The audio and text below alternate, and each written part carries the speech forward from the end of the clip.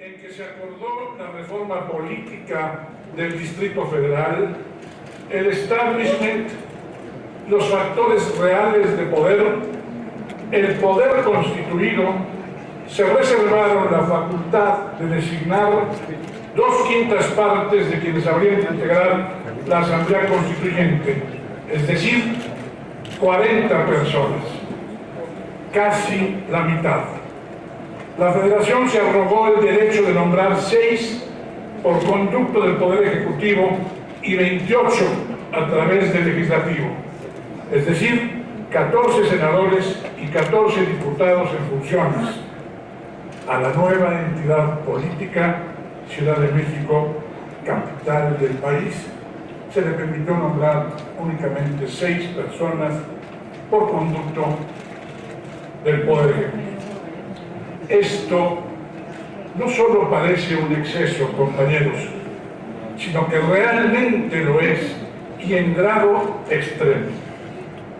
Sobre todo si se toma en cuenta que Morena no participó en semejante arreglo, el cual carece de sustento legal y constitucional. Que Morena era ya la primera fuerza política electoral de la ciudad cuando se formalizó la reforma política en 2016, y que los constituyentes no electos tendrían un implícito derecho de veto, pues estarían en aptitud matemática de impedir la aprobación de la Constitución. Bastaría con su negativa en bloque y aún con su mera inasistencia para que resultara imposible lograr la mayoría de las 2/3 partes de los integrantes del Congreso Constituyente. Esto, que parece improbable, es, sin embargo, posible. Se actúa en contradicción de elementales principios de la democracia participativa. El veto es la negativa misma de la democracia. De 5 partes, el pueblo elige 3 y el poder toma 2, y se reserva además el derecho de veto. Lo que repugna a la razón natural no puede ser jurídicamente válido. En una transición democrática, los pactos deben ser acordados por todas las fuerzas políticas representativas. Si se llega al extremo de su imposición mayoritaria, ello solo sería justificable a condición de que hubiesen participado todas en las negociaciones respectivas y con igualdad de oportunidades y derechos. De lo contrario, cualquier pacto resultante carecería de legitimación democrática, como ha sucedido con el que se comenta. Otra contradicción democrática es la que se desprende de la estructura formal del artículo 7º transitorio del Decreto de Reforma Política de la Ciudad de México, según el cual la Asamblea Constituyente se compondrá de 100 diputados constituyentes que serán elegidos conforme a lo siguiente.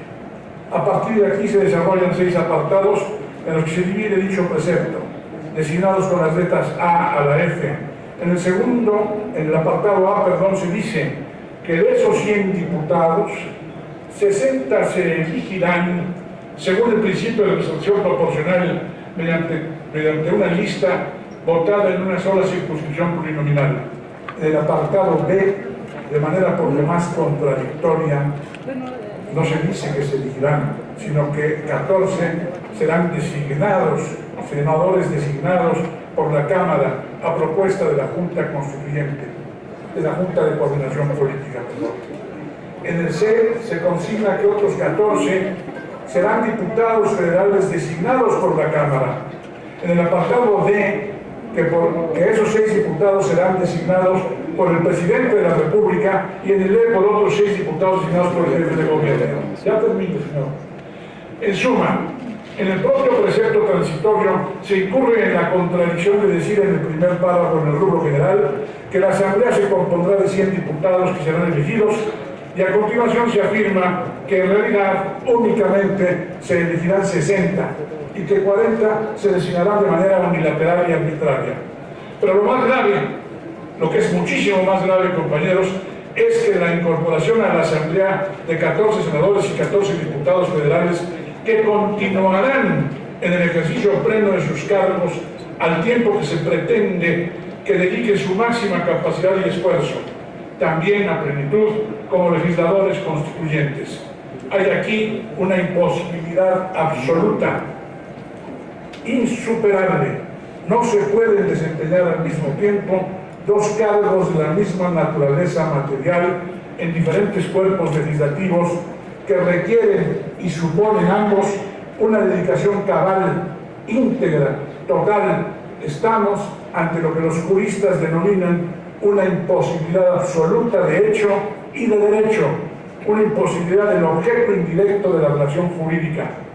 Debe tenerse en cuenta que esos legisladores federales fueron electos para el desempeño concreto de unos cargos específicos y no para otros.